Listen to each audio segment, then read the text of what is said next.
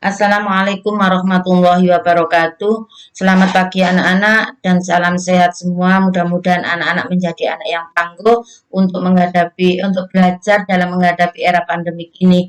Anak-anak selalu semangat dalam pembelajaran di era pandemik ini. Marilah eh, pembelajaran pada pagi ini kita mulai dengan bacaan doa. Mudah-mudahan ilmu kita bermanfaat.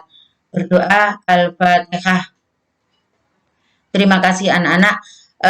Pagi ini Bu Taufun akan menjelaskan tentang interaksi antar negara-negara ASEAN, masih kelanjutannya yang kemarin sebelum anak-anak melaksanakan UTS. Anak-anak, kali ini Bu Taufun menjelaskan tentang pengertian kerjasama, yaitu menjalin hubungan antar dua negara atau lebih demi mencapai suatu kesepakatan. Nah, dalam kerjasama terdapat dua faktor. Yang pertama faktor pendorong, yang kedua adalah faktor penghambat. Faktor pendorong kerjasama adalah kesamaan sumber daya alam. Contohnya negara-negara penghasil minyak dalam bentuk APEC. Perbedaan sumber daya alam, contohnya Indonesia dan Singapura saling ekspor impor. Kesamaan wilayah geografis sama-sama menjadi jalur lalu lintas internasional. Tuntutan era globalisasi, tidak ada satu negara di dunia yang dapat hidup sendiri sehingga memerlukan kerjasama dalam segala bidang, politik, ekonomi, sosial, budaya, dan lain-lain. Lalu faktor penghambat kerjasama diantaranya perbedaan ideologi, konflik peperangan, kebijakan protektif, perbedaan kepentingan. Anak-anak, kebijakan prospektif itu yaitu suatu kebijakan yang bertujuan melindungi kepentingan dalam negeri dan meningkatkan daya saing. Bentuk kerjasama ASEAN, bidang ekonomi, sosial budaya, atau bidang sosial, bidang politik, keamanan, bidang pendidikan. Bidang ekonomi, kerjasama bidang ekonomi meliputi perdagangan ekspor impor, barang mentah, dan barang jadi. Nah, pengelolaan tanaman pangan dan hutan, pendirian pabrik bersama, dan pengiriman tenaga kerja. Bidang sosial budaya, beberapa bentuk kerjasamanya diantara lain menekankan kesejahteraan golongan berpenghasilan rendah, perluasan kesempatan kerja dan pemberian upah yang wajar, membantu kaum wanita dan pemuda dalam usaha pembangunan, menanggulangi masalah perkembangan penduduk, pertukaran budaya, seni, dan festival film ASEAN. Lalu penyelenggaraan pesta olahraga melalui Asia Games, kesepakatan bersama bidang pariwisata, pengembangan sumber daya manusia, peningkatan kesehatan, dan lain-lain. Nah, bidang politik dan keamanan, beberapa bentuk kerjasama politik dan keamanan sebagai berikut. Terkait bantuan hukum, timbal balik atau pidana, konvensi tentang pemberantasan terorisme, pertemuan para Menteri Pertahanan yang bertujuan untuk perdamaian dan stabilitas kawasan Asia Tenggara.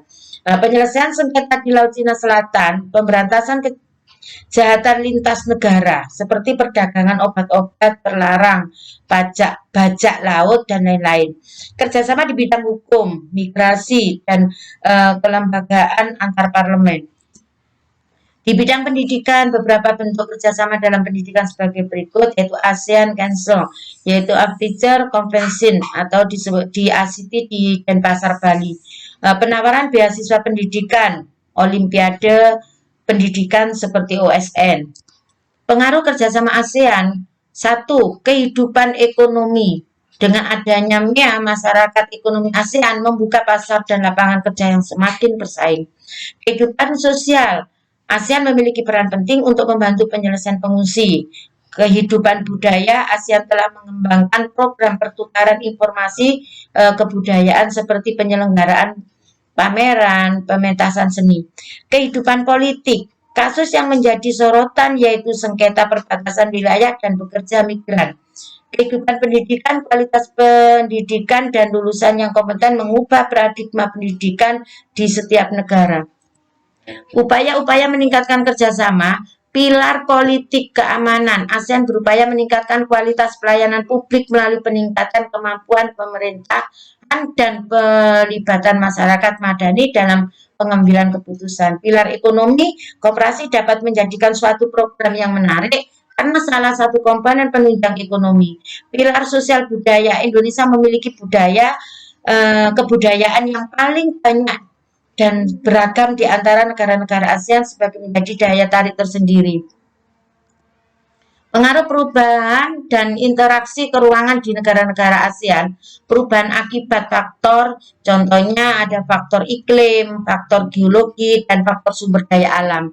Pengaruh perkembangan iptek, teknologi yang memiliki peranan besar dalam mengubah kehidupan manusia untuk berinteraksi, yaitu teknologi transportasi.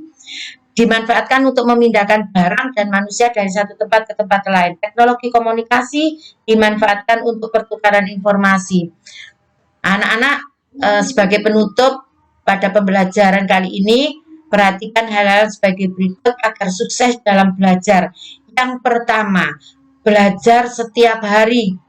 2, kerjakan tugas yang diberikan dengan tertib, tepat waktu. 3, disimak dengan baik yang diterangkan oleh Bapak Ibu Guru. Anak-anak, saya akhiri pembelajaran pada pagi ini. Mudah-mudahan ilmunya barokah dan anak-anak tetap sehat dan semangat. Assalamualaikum warahmatullahi wabarakatuh.